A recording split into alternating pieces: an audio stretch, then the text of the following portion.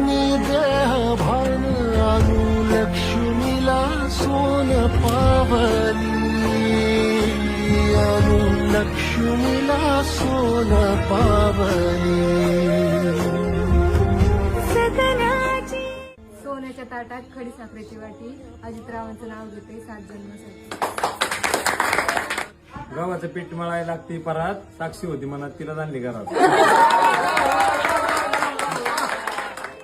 कस्तुरीचं रान तू पाहुळल्या जीवाचं गभान तू